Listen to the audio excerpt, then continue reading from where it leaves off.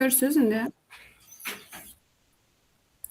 Deməli, mamalıq praktikasının ən vacib hissələrindən biri də məhz çanaq sümüyüdür. Çanaq sümüyündən danışacağıq. Deməli, çanaq sümüyü bir neçə sümüyün birləşməsindən təşkil olunmuş, halqavari quruluşa malik olan bir sümükdür. Fikir versək dedik, bir neçə sümüyün birləşməsindən təşkil olunub, hansı ki, os coxe və yaxud da innominate, yəni adsız sümükdən, os sacrum və os coccygeus, yəni büzdüm sümüyündən ibarətdir. Əvvəl os coxedən danışaq, yəni innominate adsız sümük, pelvisin ön və yan tərəfini təşkil edən 2 ədəd böyük sümükdür. Bu sümüklər ön tərəfdən bir-biri ilə, arxa tərəfdən isə oma sümüyü ilə oynaq əmələ gətirirlər.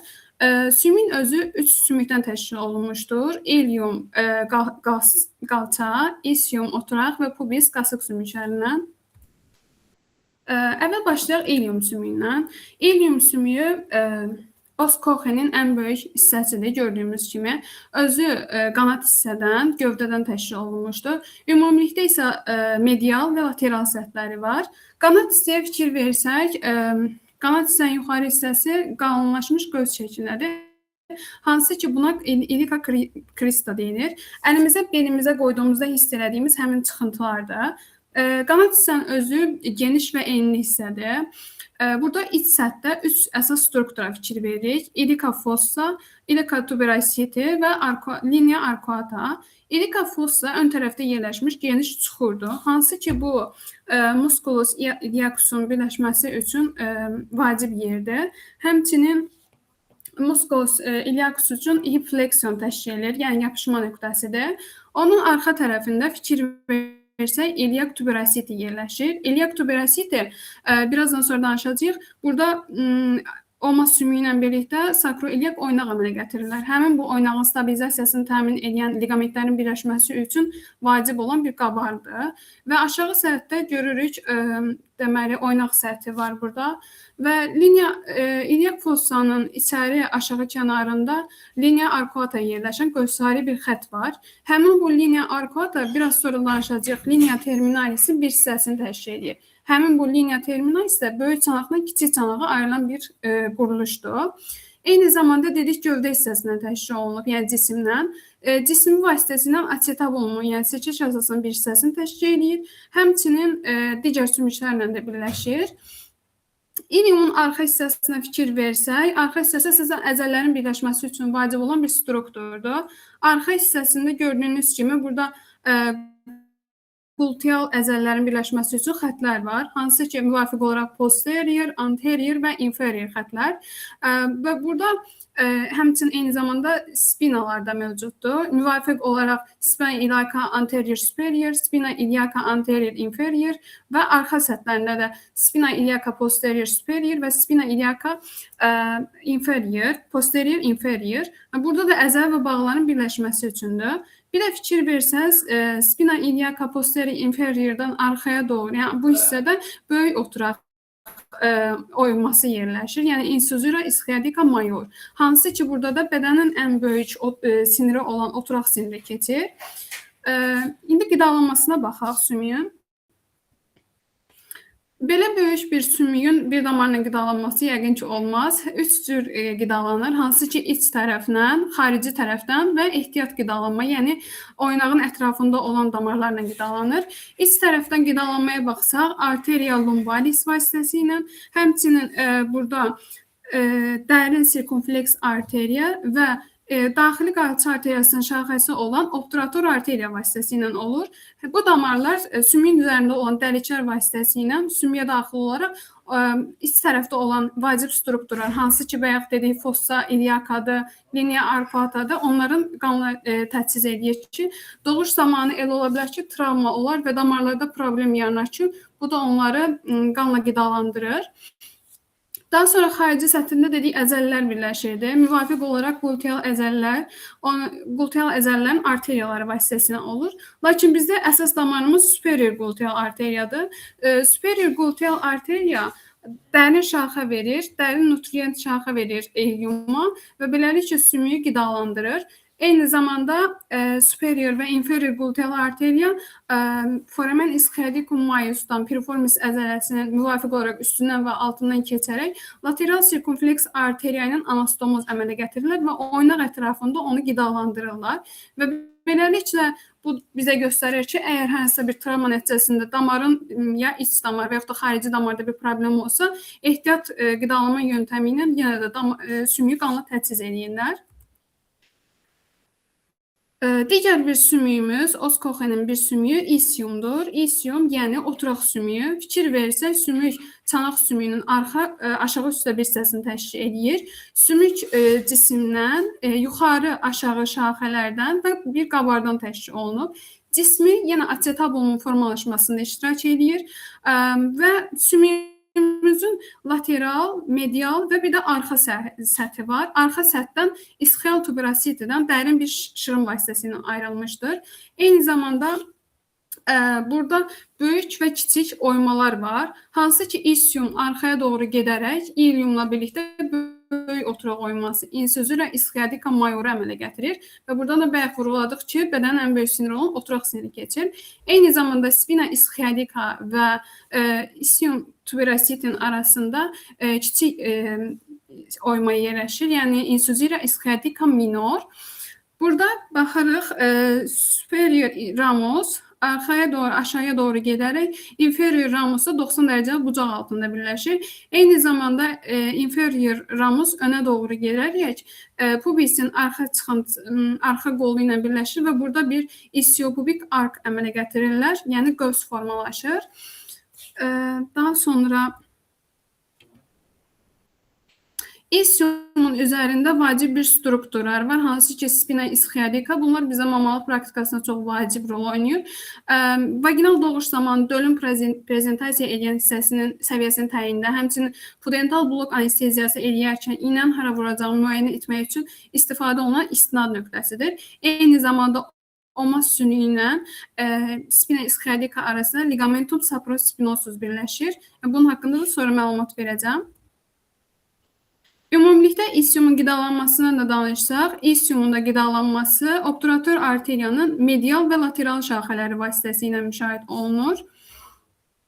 Və os coxenin digər bir sümüyü pubis sümüyüdür, yəni qasıq sümüyü. Qasıq sümüyü də cisimdən və yuxarı aşağı şaxələrdən, ramuslardan təşkil olunmuşdur. Cismi yenə acetabulun formalaşmasında iştirak eləyir. Yuxarı qol və cismin üzərində simfizial səthlər var, hansı ki, hər iki pubis sümüyü bu simfizial səthlə birləşərək simfizis pubis əmələ gətirir, yəni qasıq bitişməsini. Eyni zamanda burada fikir versəz, yuxarı şaxə ramus superior aşağıya doğru gələrək həmin bu simfizial səthlərlə digər tərəfindən birləşir dedik. Bir də ramusun daxili tərəfində, 2 sm daxili tərəfində pubis tuberkül görürsünüz. Bu sümük də çox vacib bir anatomik orienterdir. Onun haqqında danışacağıq. Daha sonra baxırıq, burada crista pubica var. Yəni, crista pubica da arxaya doğru gedərək pecten osis pubisə keçir və o da qalça sümüyün üzərində olan linia arcuataya keçərək linia terminalisi formalaşdıracaq. Onun bir hissəsini təşkil edir. Onun haqqında da danışacağıq. Pubisdə, pubis tuberkul bayaq dedim ki, vacib bir strukturdur. Hansı ki, inguanal ligamentin yapışdığı və qasıq nahiyəsində inguanal və femoral herniyaların ayırt edilməsində istifadə olunan əsas sümük orienteridir. Çünki biz deyirik, pubis tuberkuldan yuxarı hissəsində yuxarıda və medial səthdə yerləşirsə, bu inguanal herniya, əgər yox, aşağıda və lateral hissədə yerləşirsə, bu femoral herniya olduğunu bizə göstərir. Pubisin qidalanması da, pubisin, bir dənə bunda danışaq. Deməli, isium, ischial və pubik qolların arasında obturator dəlik formalaşır. Obturator dəliyin üzərində obturator membrandan örtülür. Lakin fikir versəz, görərsiniz ki, bir hissəsi boş qalır. Həmin bu hissəyə obturator kanal deyirik. Bu hissədən də damar və obturator sinir keçir. Obturator sinir əsasən limfodektomi və inkondinasiya əməliyyatı zamanı əgər ki, bu hissə zədələnsə, onda hissi və hərəki funksiya ikisi müşahidə olunur ki, nəticədə xəstə ayağını bir-birinin üzərinə ata bilmir. Sümüyün qidalanmasından da danışaq. Sümüyün qidalanması da obturator arteriyanın pubik qolları və eyni zamanda lateral və medial sirkumfleks arteriyalar vasitəsilə olur.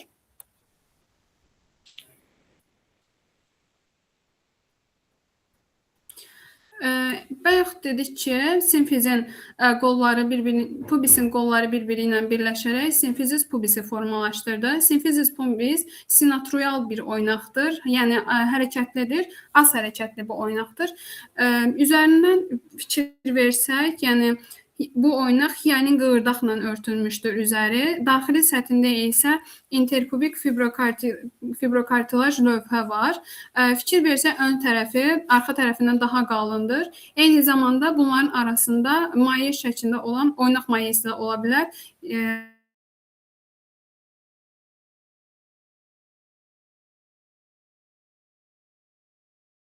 Bir yarıq da ola bilər.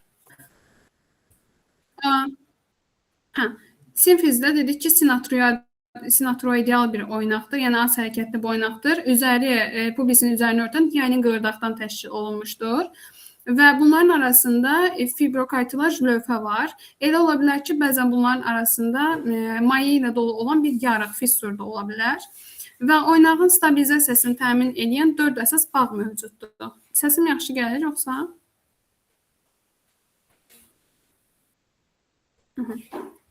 Dörd əsas bağ mövcuddur, hansı ki, superior pubik ligamentdir, anterior pubik ligamentdir, sadəcə olaraq şəkildə görsənməyib, burada üst hissədədir.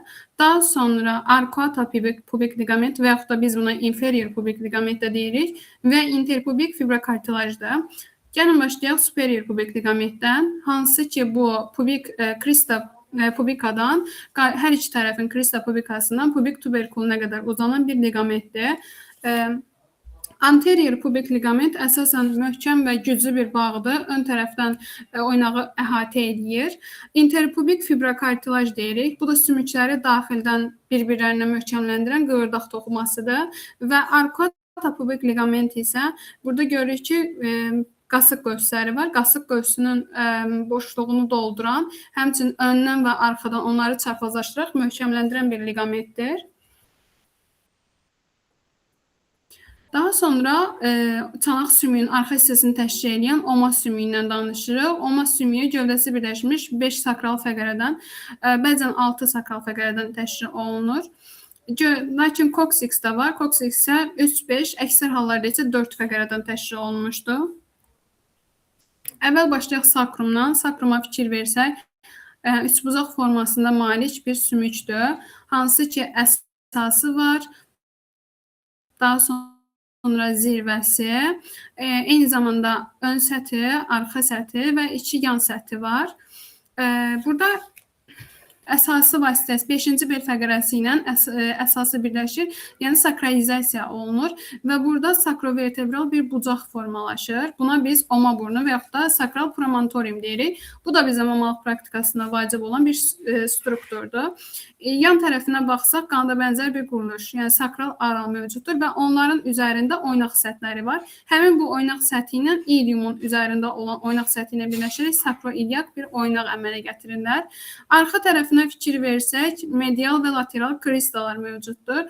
Elə olur ki, bəzən onurğanın həmin bu arxa çıxıntılar bir-biri ilə birləşmir və bir açıqlıq əmələ gəlir. Həmin bu açıqlığa biz sakral hiatus deyirik. Onun ətrafında isə sakral korn örtür. Eyni zamanda sakral korn büzdümün buynuzları ilə sıx birləşmişdir. Sakral hiatus sakral deməli anesteziya zamanı istifadə olunan bir orienterdir. Bura baxsaq, oma sümüyünün üzərində dəliklər var. Ön səthi və arxa səthi. Ön səthindən sinirlər daxil olur. Arxa tərəfdə isə əsasən şaxələri olur.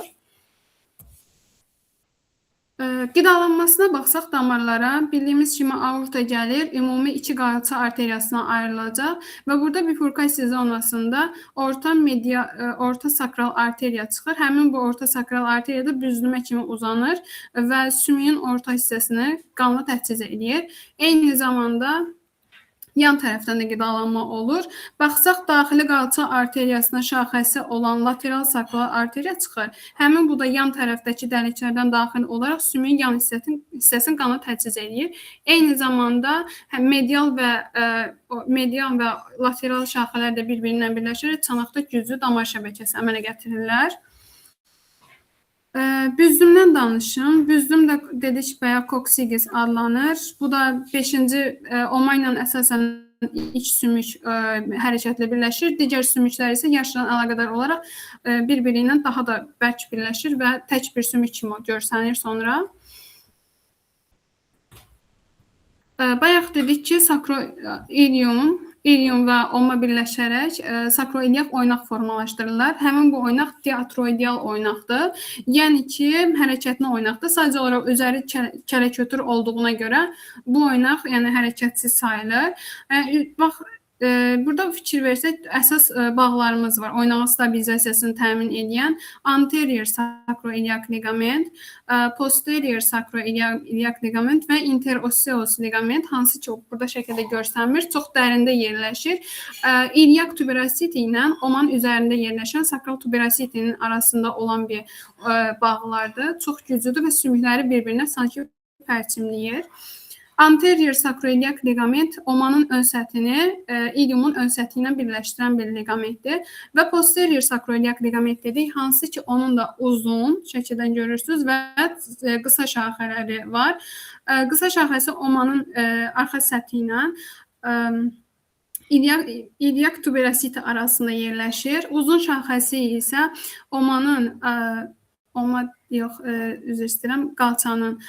qalçanın deməli yuxarı arxa çıxıntısı ilə deməli omanın arxa səthi arasında yerləşir və bu sakrotuberoz ligament vasitəsilə uzanaraq birləşir.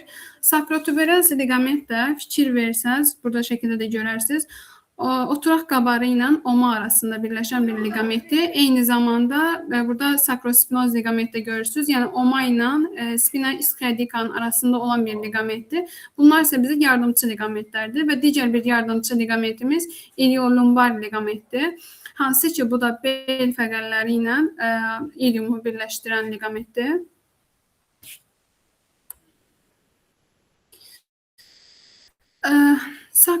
Ligamentum sacrospinosus sakrotuberoz ligamentlə femur arasında olan dəliyi sanki iki hissəyə bölür. Fikir versəz görərsiniz. Burada böyük oturaq dəliyi və aşağıda kiçik oturaq dəliyi formalaşır. Böyük oturaq dəliyi foramen ischiadicum majus, kiçik oturaq dəliyi foramen ischiadicum minus. Foramen ischiadicum majusdan keçənlər hansılardır? Musculus piriformis keçir, daha sonra oturaq siniri keçir. Buradan həmçinin pudental sinir keçir və daxili pudental, internal pudental sinirin arteriyası, venası keçir, əzələnin. Və eyni zamanda foramen ischiadicum minus var. Buradan da internal obturator əzələnin tendonu, yəni bağlarıdır. Həmçinin əzələnin siniri keçir və nervus pudendus və internal pudental arteriya vena və onun siniri fikir versəz həm majusda, həm minusda var. Bunlar əvvəlcə majusdan keçir, sonra minusa və oradan da perineal bölgəni damarla və sinirlə inervasiya edirlər. Gəldik linia terminalisə. Bayaq danışdıqlarımızın hamısını ümumiləşdirsək, dedik ki, burada promontorium var idi, əsas strukturlarımızdan biridir. Yan tərəfə keçirik ala ossis sacri, daha sonra aşağı düşürük, qalça sümüyünün üzərində linia arcuata, önə doğru gəlir dedik, pecten ossis pubisə keçir və burada pubica crista var idi və eyni zamanda biraz da önə gəldik, simfizin yuxarı kənarı. Bu altı struktur bizə linia terminalisi verir. Linia terminalis özü böyük çanağı kiçik çanaqdan ayıran bir strukturdur. Burada fikir versəz görərsiniz, böyük çanağa biz yalancı çanaq deyirik, kiçik çanağa isə həqiqi çanaq. Çünki bizdə mammalıq praktikasında əsas doğuş kiçik çanaqdan olduğuna görə ona həqiqi çanaq deyirik. Böyük çanağımızın sərhədləri harada ona baxaq. Əsasən qalça sümüyünün qanadlarından ibarətdir. Arxa tərəfdən 5-ci bel fəqərəsi və ön tərəfdən isə heç bir sümüyünə əhatə olunmayıb. Sadəcə qarın divarının ön əzələsindən təşkil olunub və kiçik çanaq dedik. Kiçik çanaqda fikir versək, burada formatda da görürük. Arxa tərəfdən oma və büzdüm sümüyü ilə, yan tərəfdən oturaq sümükləri ilə və ön tərəfdən isə pubis sümüyü ilə təşkil olunub. Burada bir də danışmaq istədiyim iki əsas struktur var. Hansı ki, bayaq dedik, pecten osis pubis danışdıq. Həmin bu pecten osis pubis ligamentum pectinale birləşir. Çox güclü bir bağdır. Ligamentum pectinaleyə digər adından Cooper ligamenti də deyirik. Hansı ki, bu bağ stres inkontinansı zamanı istifadə olunur. Stres inkontinans, yəni ona görə deyirik ki, uretra və sidik hissəsinin boynu bu zaman aşağı düşür. Nəticədə dəstək zəifləyir. Yəni güləndə, öskürəndə sidik qaçırma müşahidə olunur və cərrahlar da uretra və vaginal divarı bu bağa tikib asılır və beləliklə uretra yuxarı qalxır. Bu əməliyyata Birch colposus pericarditis deyilir. Və burada ligamentum inguinale var. Hansı ki, bu da eksternal oblik əzələnin aponevrozuna birləşir. Bu iki ligamenti də yadda saxlayırıq. Daha sonra danışaq kiçik çanaqdan. Kiçik çanaqda dedik ki, giriş hissə 3 hissəyə bölünür. Giriş hissəsi yəni orta çanaqda deyilir buna, boşluq hissə və çıxacaq hissədən təşkil olunub. Orta, yəni boşluq hissə özü də geniş və dar hissədən ibarətdir. Çanağımızın girəcək hissəsinə baxsaq, arxa tərəf, öndən simfizin yuxarı kənarı, yandan qalça sümüyünün hüdudi xətləri, yəni linia arcuata, arxadan isə promontoriumdan əhatə olunur və burada 3 əsas ölçünü bilməyimiz vacibdir. Yenə bu şəklə qayıdırıq. Burada fikir versəz, simfizin yuxarı içəri kənarından promontoriuma qədər olan bir məsafə var. Hansı ki, bu məsafəyə konjugata obstetrika və yaxud da mamalıq konjugatası deyilir və yaxud da həqiqi konjugata deyilir. Həmçinin konjugata vera da deyə bilərik. Bu bizdə 11 cm-dir. Yəni bu konjugata bizə doğuş zamanı dölün başının çağı keçib keçməməsi üçün çox vacib bir konjugatadır. Onun üzərindən baxsaq, simfizin yuxarı kənarından promontoriuma doğru gedən konjugata anatomikanı görərik. Eyni zamanda simfizin aşağı kənarından promontoriuma doğru qalxan konjugata diagonalisi görürük. Bu da 12,5-13 cm olur. Bunu da yada saxlayırıq. Sonra bunun haqqında bir şey deyəcəm. Deməli, giriş hissədə dedik 3 əsas ölçü oldu. Hansıdır? Düz ölçü var. Simfizin yuxarı içəri kənarından bayaq dedik mamalıq konjugatası, həm də promontoriuma qədər olan məsafədir. Promontoriuma qədər olan məsafədir. Bu bizə verir 11 cm. Daha sonra köndələn ölçü var. Yəni köndələn ölçü qasıq sümüyün qalça sümüyün üzərində olan hüdudi xətlərin ən uzaq nöqtələri arasındakı məsafədir. Bu bizə 13-13,5 cm məsafəni verir. Və bir də çəp ölçü var. Çəp ölçü hansıdır? Yəni oma qalça birləşməsindən müvafiq tərəfin qalça qasıq birləşməsinə tərəfə çəkilən bir xətdir. Sadəcə giriş hissədə çəp xətti görürük. Çünki giriş hissədə tam çanaqdır. Digər hissələrə doğru keçdikcə boşluqlar falan formalaşır deyən, yəni çanaq halqası tam görsənmir. Ona görə çəp xətt sadəcə çəp ölçü sadəcə giriş hissədə var və bu da 12-12,5 cm-dir. Daha sonra boşluq hissənin geniş hissəsi var. Burada boşluq hissənin sərhədlərinə baxsaq, simfizin orta hissəsindən 2-ci, 3-cü oma fəqərəsinə qədər olan bir məsafədə əhatə olunmuşdur. Yenə burada düz və köndələn ölçü var. Düz ölçü simfizin orta hissəsindən 2-ci, 3-cü oma fəqərəsinə qədər olan bir məsafədir. Bu bizə 12,5 cm verir. Və köndələn ölçü dedik, hansı ki, sirkə kasaları, yəni asetabulumun ortalarından iki asetabulumlar ortasında olan bir məsafədir. Bu da bizə 12,5 cm verir. Yadınızda saxlayırıq, yeganə sadəcə bu boşluq hissədir. Boşluq hissənin geniş hissəsidir ki, müstəvinin. Burada həm köndələn, həm düz ölçü bir-birinə bərabərdir və 12,5 cm-dir. Daha sonra boşluğun dar hissəsi var. Boşluğun dar hissəsi öndən simfizin aşağı kənarı, arxa tərəfdən fikir versəz oma büzdüm oynağından və yan tərəflərdən spina isxiadikalarla əhatə olunmuşdur. Yenə burada düz və köndələn ölçümüz var. Düz ölçümüz simfizin aşağı kənarından oma büzdüm birləşməsinə qədər olan bir məsafədir. əsasən 11-11,5 sm olur. Daha sonra burada bir də dedik köndələn ölçüsü var. Bu da spina ischiadikalar arasında olan bir məsafədir. 10,5 sm olur. Və bir də çıxacaq hissəmiz var. Çıxacaq hissə artıq burada yavaş-yavaş dölün başının irəliləməyini göstərir bu ölçülər bizə. Çıxacaq hissə isə simfizin aşağı kənarından, öndən simfizin aşağı kənarından, arxa tərəfdən büzdüyümüz zirvəsindən və yan tərəflərdən isə oturaq qabarlarından təşkil hüdudlanmışdır. Düz və köndələn ölçümüz var yenə. Düz ölçümüz simfizin aşağı kənarından büzdüyümüz zirvəsinə qədər olan məsafədir. 9,5 sm-dir. Sadəcə burada bir məqamı yadda saxlamaq lazımdır ki, döl çanaqdan öncə çıxana yaxın elə olur ki, büzdüm dedik ki, burada hərəkətlə birləşmişdir. 1,5-2 sm arxaya doğru irəliləyə bilər. Nəticədə olacaq 11-11,5 sm ölçü arta bilər burada. Və oturaq qabarları arasındakı məsafəyə baxırıq. Bu da bizim köndələn ölçümüzdür. Burada 11 sm verir bizə. Burada ümumi danışdığım ölçüləri sxemləşdirmişəm. Şəkildə gördüyünüz kimi sadəcə çəp ölçü girəcək hissədədir. Digər hissələrdə girəcək çəp ölçü yoxdur. Bir də bimanual müayinə, vaginal müayinədə zamanı bimanual müayinə aparanda sadəcə biz diaqonal konjugatanı ölçə bilirik. Bayaq dedim, diaqonal konjugata simfizin aşağı kənarından promontoriuma qədər olan məsafə idi.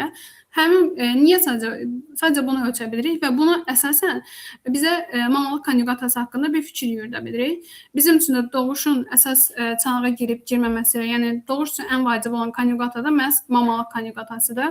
Müayinəni necə aparırıq? Qadına ginekoloji çarpayda uzanması deyilir. Yəni bu çanaq və diz oynağında ayaqlarını bükür. Aseptika, antiseptika qaydalarına riayət etməklə sol əlin ikinci-üçüncü barmağı ilə deməli böyük və kiçik cinsiyyət dodaqları aralanır. Daha sonra sağ əlimizin əvvəl üçüncü barmağı uşağı qoluna daxil edilir. Biraz keçəndən sonra, təzyiq ediləndən sonra ikinci barmaq da üzərində açılır və içəriyə doğru gedir.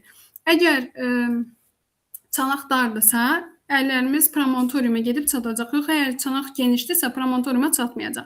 Və baş barmağımız aşağı hissəsi, simfizin aşağı hissəsinə dəstəklənir. 4-cü, 5-ci barmağımız ovuca sıxılır. Və biz buna əlimiz gedib promontoriuma çatanda artıq işarələməliyik. Necə işarələyirik? İçəridə olan əlimizi çəkmədən sol əlin şəhadət barmağı ilə simfizin aşağı hissəsinə dayanan əlimizi üzərində işarətləyirik və əlimizi çəkmədən içəridə olan sağ əlimizi çıxardırıq və çanaq ölçəndən və yaxud da ölçü lenti vasitəsilə ortancıl barmağımızdan işarələdiyimiz yerə qədər ölçürük. Nəticədə bu bizə diaqonal konjugatanı verir və diaqonal konjugatadan 1,5-2 sm çıxmaqla mamalıq konjugatasını alırıq. Və böyük çanağın ölçülməsi pelviometriya adlanır. Böyük çanağı niyə ölçürük? Yəni, böyük çanağı ölçməklə biz kiçik çanaq haqqında bir fikri yürüdürük. Böyük çanağın ölçülməsində də 3 köndələn, bir düz ölçü var. 3 köndələn ölçü hansıdır? Distantina cristarium, distantina spinarium və distantina trochanterica. Distantina cristarium 28 ölçü lentindən var. Ölçü lenti vasitəsilə pərcar kimi quruluşa malikdir və 2 dircəkləri var. Burada qaçaq daraqlarının üzərinə qoyularaq ölçülür və bu bizə 28-29 sm verir. Daha sonra spinalar arasında distantina spinarium var. Spinalar arasındakı məsafəni ölçür və bu da bizə 25-26 sm verir. Və distantina trochanterica var. Yəni, bud burmaları arasındakı məsafəni ölçürük. Bu da bizə 31-32 sm verir. Və bir də düz ölçümüz var dedik. Burada qadına sol ayağını bud deməli, bu dirsək diz oynağında bükməyə deyilir və üst ayağı, yuxarıda qalan ayağı isə düz uzatmağa təklif olunur. Pərcarın dircəyinin bir hissəsini simfizin yuxarı bayır kənarına, digər hissəsini isə Mihaelis rombunun ortasına qoyulur və biz bunu ölçməklə 21 sm alırıq və bu da xarici konjugata adlanır və xarici konjugatadan da 9 sm çıxmaqla biz mamalıq konjugatasını alırıq. Bu çıxdığımız 9 sm nədir? Yəni, ətraf toxumalar falan çıxılır. Yenə biz mamalıq konjugatasını burada bir düşünə bilirik ki, kiçik çanağın ölçüsü necə olacaq. Yəni, ona əsasən artıq qərar verə bilirik ki, qadın təbii doğuş eləyə bilər, yoxsa eləyə bilməz. Pelvisin tiplərindən danışaq. Caldwell və Molly tərəfindən aparılan təsnifata əsasən 4 çanaq tipimiz var. Ginikoid tip, antropoid tip, android tip və platypelloid tip. Ginikoid tip dedikdə, yəni tipik qadın çanağı, yəni doğuş üçün olan ən ideal çanaqdır.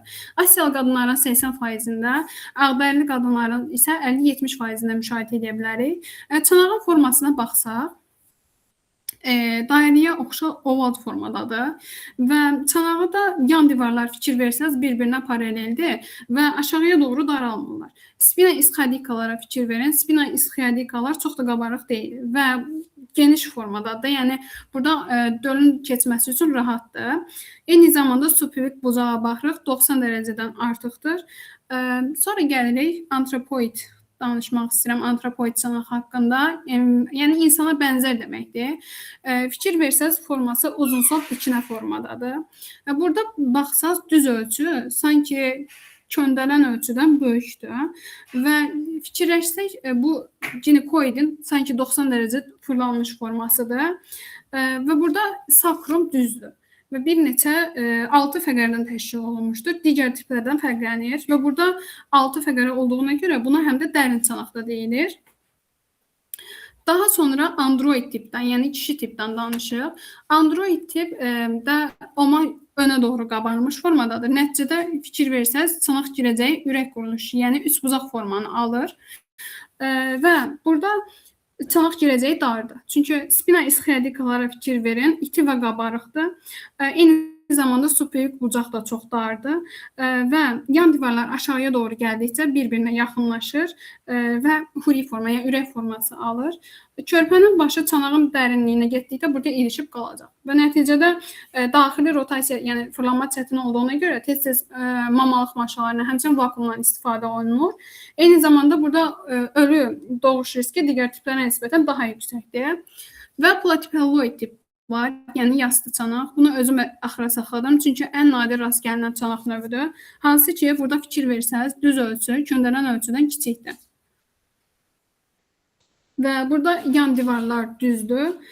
Sakrum qısa və çuxurludur. Eyni zamanda supevik bucağa baxsaq genişdir. Burada elə bir vəziyyət yaranır ki, yəni dar olduğuna, düz ölçü çox dar olduğuna görə, qısa olduğuna görə giriş çətin, yəni baş bura daxil ola bilmir. Ona görə də normal doğuş üçün ən uyğunsuz çanaq tipidir. Bunu da yadda saxlayırıq.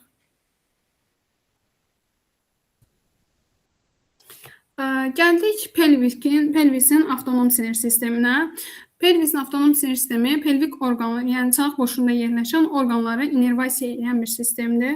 Burada fikir versəz, superior hipogastrik plexus var, hipogastrik sinir var və inferior hipogastrik plexus var.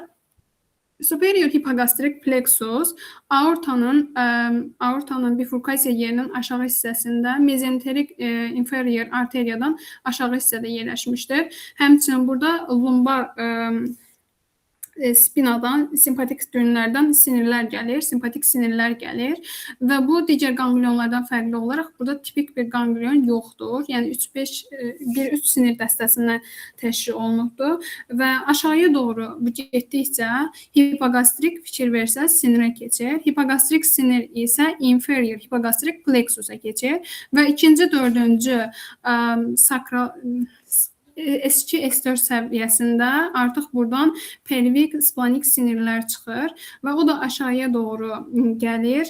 Burada indi onun davamını danışacağım. Onun kimi inferior hipogastrik plexus qarışıq sinirdir. Yəni burada həm simpatik, həm də parasimpatik sinirlər olur. Simpatik sinirlər hardan gəlir? Simpatik sinirlər superior hipogastrik plexusdan və hipogastrik sinirdən gəlir. Superior hipogastrik plexus L5, S1 səviyyəsində yerləşirdi. Bayaq unutdum onu deməyi. Deməli, burada dedik simpatik sinir, hansı ki simpatik sinirlər neyinir? Damarları daraldır, sfinkteri yığır, həmçinin uterinin tonusuna gətirib çıxardır. Parasimpatik sinirlər isə müvafiq olaraq S2, S4 segmentindən çıxır və buradan çıxan splanik sinirlər aiddir. Hansı ki, o da sidik hissəsinin yığılmasını, eyni zamanda rektumun hərəkətini, ereksiyanı və uşaqlıq və vaginalın sekresiyasını təmin edir. Və histerektomiya zamanı inferior plexus zədələnsə, sidik saxlaya bilməmək, yəni seksual disfunksiyaya gətirib çıxarda bilər hətta. Bir də hipogastrik qanglion var. Lee Frankenhauser plexus da deyilir və yaxud da uterovaginal plexus da deyilir buna. Burada şəkildə görsəndiyi kimi. Bu inferior hipogastrik plexusun xüsusi bir hissəsidir deyə bilərik. Bu da qadınlarda deməli buna dedi ki, Lee Frankenhausen deyilir. Serviksin yanında uterin arteriyanın altında yerləşir və inferior hipogastrik plexus əsasən keçirici rol oynayır. Yəni bura həm bura həm efferent, həm də efferent mərkəzdən efferent sinirlər gəlir və o müvafiq orqanlara çatır. Orqanlardan isə afferent sinirlər yenidən geri qayıdaraq mərkəzə doğru çatır. Burada inferior hipogastrik plexus gətirib Lee Frankenhausen'dan keçəndə bu daha çox serviksin ətrafında çox olur və fundusa doğru getdikcə azalır. Burada sinirlər, yəni burada daha çoxdur serviksin ətrafında və fundusa doğru getdikcə azaldı. Burada müəyyən bir, məsələn, uterin tonusu falan olsa, ağrı falan formalaşır. Nəticədə nə olacaq? Hissi sinirlər geri qayıtmalıdır, mərkəzə qayıtmalıdır. Yadda saxlayırıq ki, serviksdə geri qayıdarkən Lee Frankenhausen plexusundan keçir inferior hipogastrik plexusa, oradan deməli splanik sinirlər vasitəsilə S2, S4-ə gəlib çatacaq, mərkəzi oradır və oradan sakral və oradan onurğa beyninə gedəcək sinirlər. Və fundusda əgər ağrı olsa, fundus yuxarıda yerləşir. Bu biraz da embrional inkişafla əlaqəlidir. Yuxarıda yerləşdiyinə görə simpatik sinirlərə gedib mərkəzinə çatmalıdır. Simpatik sinirlərdə yenə Lee Frankenhausen plexusundan keçir, inferior hipogastrik plexusa. Lakin burada hipogastrik sinirə və oradan da superior hipogastrik sinirə plexusa çatır və oradan da T10 L1 səviyyəsində hissəyə çatır və beyinə gedir. Ağrını artıq beyində hiss eləyir. Bir də ovarium yumurtalıqlarda da ola bilər. Yenə bu da yuxarıda yerləşdiyinə görə simpatik sinirdir daha çox və bu da verəndə T10 və T11 səviyyəsinə çatır. Ona görə də fundusda, həmçinin ovariumda ağrı hiss eləyəndə əsasən göbək ətrafı nahiyədə ağrı olur. Lakin serviksin boynunda doğuş adətən aşağıya çatdıqda isə ağrı aşağı hissələrdə daha çox müşahidə olunur. Bu qədər.